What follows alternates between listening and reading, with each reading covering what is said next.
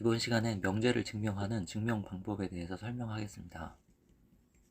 정의란 용어의 뜻을 명확하게 정한 문장입니다.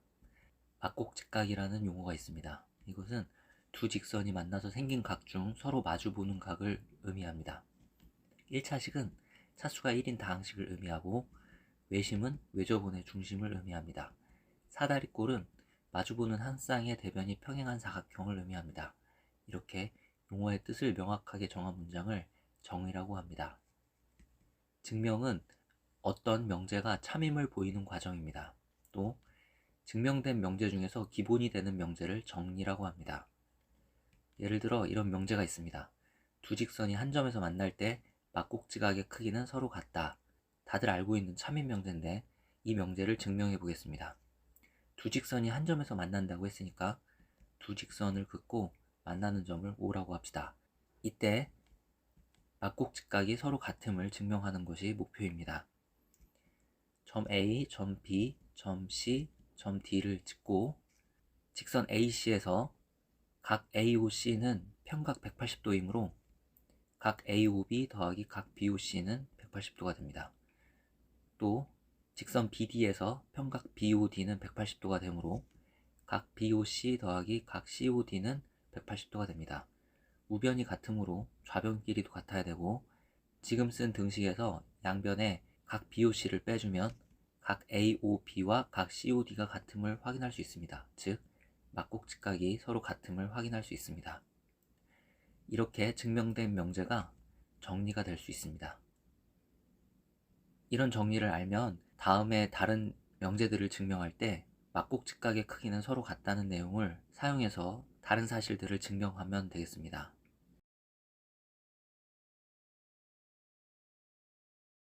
또 다른 명제를 증명해 보겠습니다. 선분 AB의 수직 이등분선 위의 점 P에 대하여 선분 PA의 길이와 선분 PB의 길이가 같다는 것입니다. 선분 AB가 있습니다. 선분 AB의 수직 이등분선 위의 점 P라고 했으니까 수직 이등분하는 직선을 긋습니다. 이 직선 위의 점 P에 대하여 PA와 PB가 같다라는 것을 증명하는 것이 목표입니다. 선분 AB의 중점을 M이라 하고 삼각형 APM과 삼각형 BPM에서 선분 AM과 선분 BM은 같습니다. 또 MP는 공통이고 각 AMP와 각 BMP는 같습니다. 따라서 삼각형 APM과 삼각형 BPM은 합동임을 확인할 수 있습니다. 따라서 대응되는 변 선분 PA와 선분 PB는 같습니다.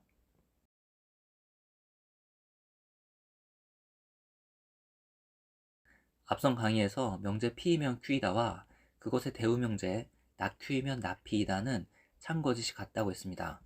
따라서 어떤 명제가 참임을 보이는 대신 그 대우가 참임을 보여도 됩니다. 예를 들어 이런 명제가 있습니다.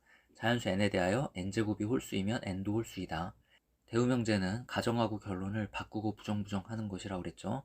따라서 이 명제의 대우 명제는 자연수 n에 대하여 n이 짝수이면 n제곱도 짝수이다 이고 이 대우 명제가 참이면 원래 명제도 참이므로 이 대우 명제를 증명해서 원래 명제가 참임을 보이는 것입니다. 증명해 보겠습니다. n이 짝수라면 n은 2k로 쓸 수 있습니다. n제곱은 이렇게 표현되므로 n제곱도 짝수가 됩니다. 이로써 자연수 n에 대하여 n이 짝수이면 n제곱도 짝수라는 명제가 증명이 됐습니다. 대우 명제와 원래 명제는 참거짓이 같으므로 원래 명제도 이것으로 증명이 된 것입니다. 또 다른 명제를 살펴보겠습니다. 두 자연수 mn에 대하여 mn이 짝수이면 m 또는 n이 짝수이다를 증명하려고 하는데 이 명제가 참임을 보이는 대신 그 대우가 참임을 보이겠습니다. 대우는 가정과 결론을 바꾸고 부정하는 것이므로 대우 명제는 다음처럼 쓰여집니다. 여기서 또는을 부정하면 그리고가 된다는 것을 한 번 더 확인하기 바랍니다. m 또는 n이 짝수이다의 부정은 m과 n이 홀수이다 입니다. 명제에서 가정하기를 m과 n이 홀수라고 가정했습니다. 따라서 m과 n은 다음처럼 쓸 수 있습니다. 홀수는 2로 나눠서 나머지가 1인 수들을 이야기합니다. 이 두 수 mn을 곱하면 이렇게 표현되고 이 수 역시 2로 나눠서 나머지가 1인 수이므로 mn도 홀수라는 사실을 알 수 있습니다. 이로써 두 자연수 mn에 대하여 m과 n이 홀수이면 mn이 홀수라는 사실이 증명이 됐습니다.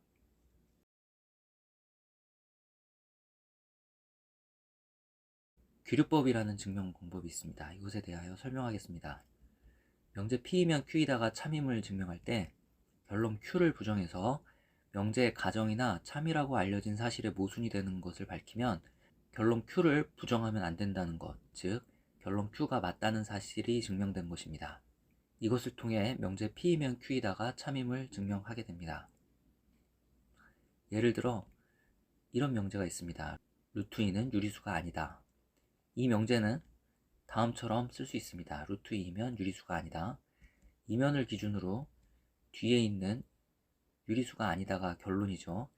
이 결론을 부정해 유리수이다 라고 가정합니다. 즉 루트 2가 유리수이다 라고 가정하는 것입니다. 루트 2가 유리수이다 라고 가정했으므로 루트 2는 분수꼴로 쓸 수 있습니다. 유리수의 특징은 분수꼴로 쓸 수 있는 수라는 것입니다. 여기서 mn은 서로소인 자연수로 둘 수 있습니다. 이 식에서 이 식을 얻을 수 있고 양변을 제곱하면 n제곱 이퀄 2m제곱이 돼서 n이 짝수라는 사실을 알 수 있습니다. 따라서 n은 2의 배수로 쓸 수 있습니다. 이렇게 구한 n을 앞의 식에 대입합니다. 그리고 계산하면 다음 식을 얻을 수 있습니다. 여기서 m도 짝수임을 알 수 있습니다.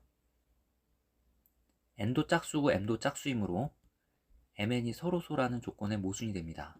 서로소는 공약수가 1만 있어야 되는데 mn이 둘 다 짝수인 경우에 2라는 공약수를 가지게 되어 모순이 된다는 것입니다. 이런 모순이 왜 생겼는지 생각해보면 결론을 부정해 유리수이다라고 가정했기 때문에 이런 모순이 생긴 것을 확인할 수 있습니다. 즉 결론을 부정하면 안 된다는 것이죠. 따라서 주어진 명제의 결론이 맞다는 것을 알 수 있습니다. 즉 루트 2는 유리수가 아니다 라는 명제가 증명이 된 것입니다.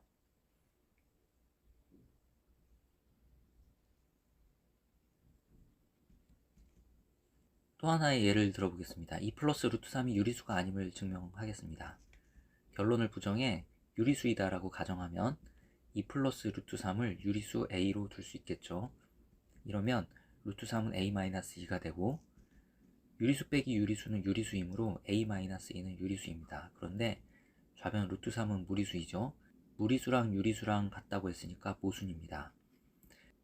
이런 모순이 왜 생겼는지 살펴보면 결론을 부정했기 때문에 이런 모순이 생겼습니다. 즉 결론을 부정하면 안 된다는 것이죠.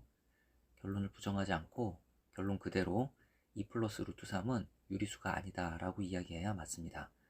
이로써 이 명제가 증명이 됐습니다. 또 실수 안에서 유리수가 아닌 것들은 모두 무리수이므로 2 플러스 루트 3은 무리수이다 라고 해도 맞습니다.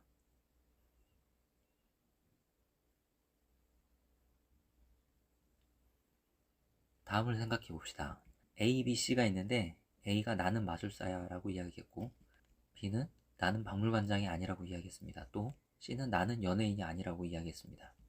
A, B, C 세 사람의 직업은 마술사, 박물관장, 연예인 중 하나이며 서로 직업이 다르다고 합니다. 또 세 사람 중 한 사람만 진실을 말한다고 합니다.